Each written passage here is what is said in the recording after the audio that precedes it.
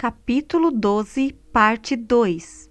Uma vida de bem-estar, por favor. Eu não sei o que esperava quando comecei.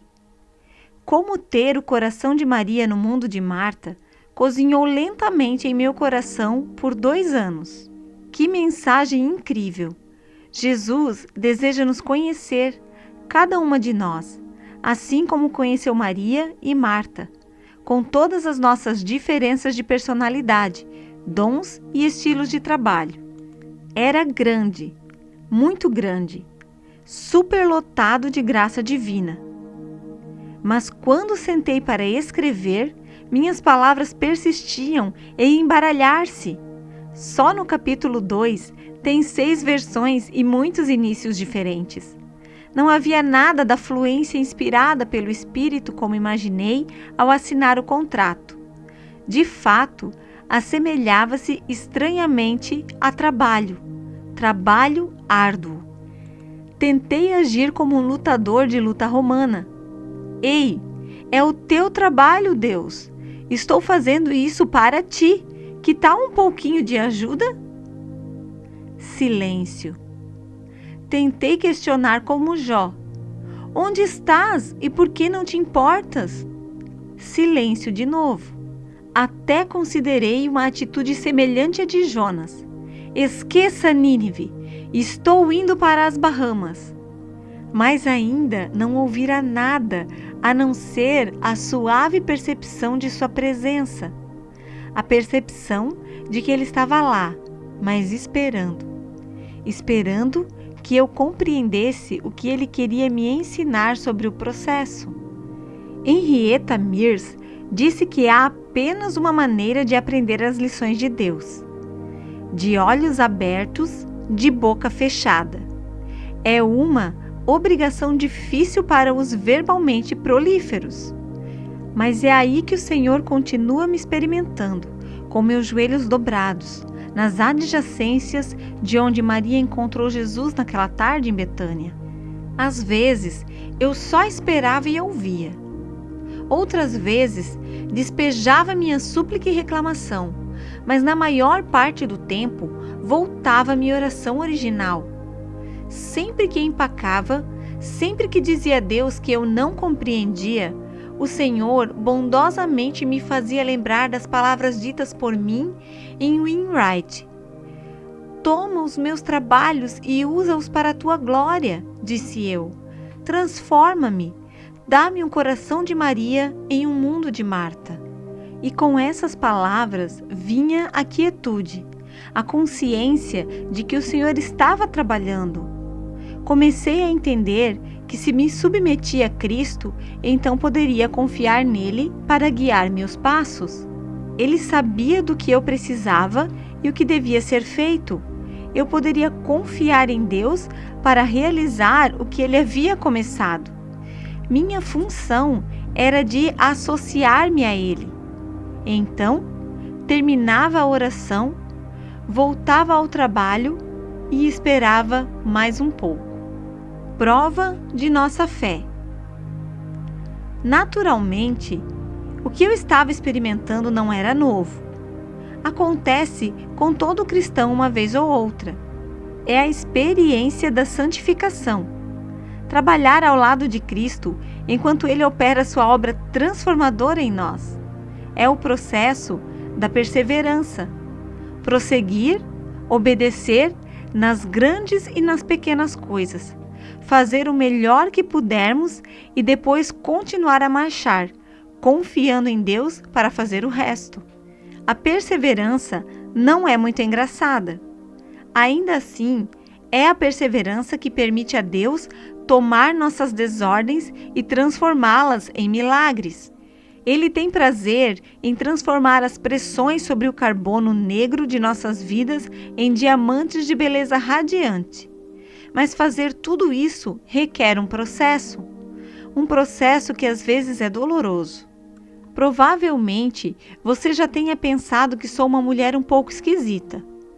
Então, talvez não se surpreenda quando eu disser que gostei muito de estar grávida, mas eu fiquei empolgada principalmente com o trabalho de parto, contrações, respiração ofegante, a coisa toda.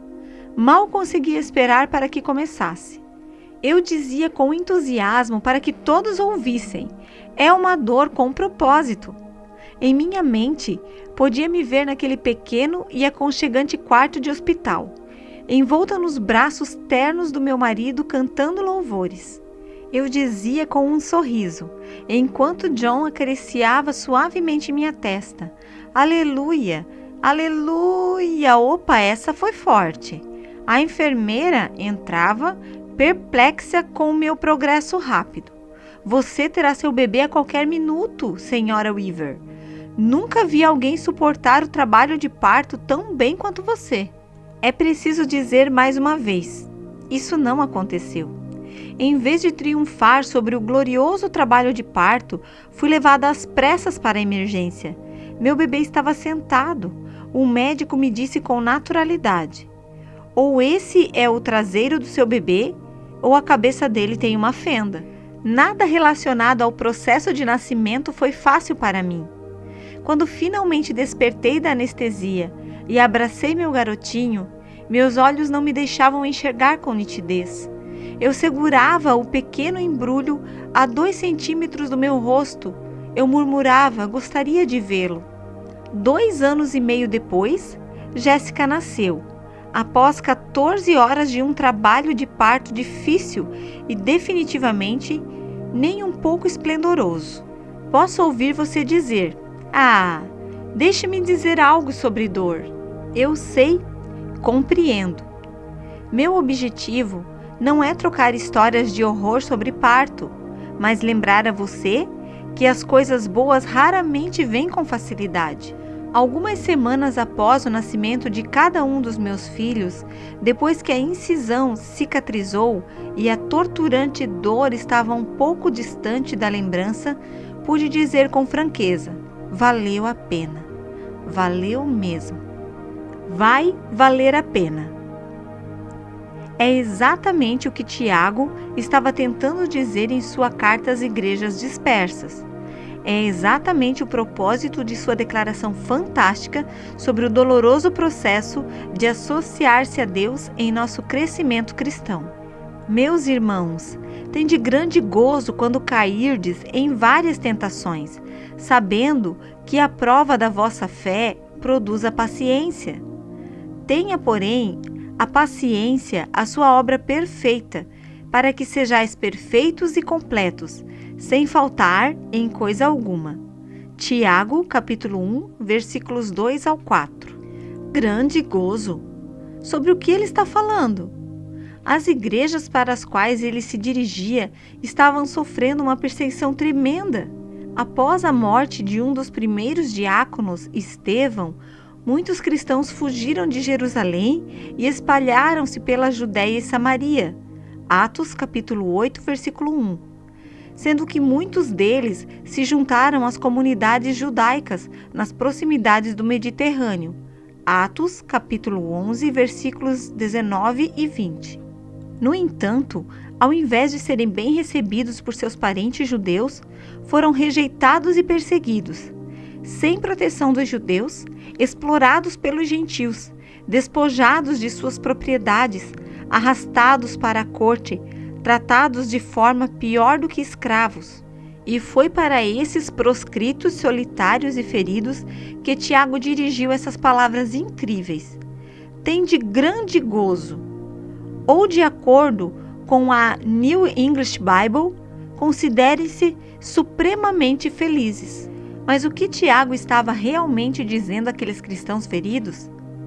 Ele estava lhes dizendo para olhar além do lado doloroso do que estava acontecendo e para o que Deus estava fazendo no meio de tudo aquilo. Queria que vissem que as tribulações, peirasmos, enfrentadas por eles não eram por acaso. A prova de sua fé tinha um propósito. Suas tribulações apontavam para um final glorioso. Tudo valeria a pena se eles apenas perseverassem. O resultado glorioso. O problema, naturalmente, é que a maior parte do tempo preferimos não perseverar. Todos nós queremos um testemunho, mas preferimos pular o teste que nos confere um testemunho. Todos queremos um resultado, mas preferimos pular o processo. Como Charles Window escreve: receio que nossa geração tenha atingido arriscadamente a mentalidade.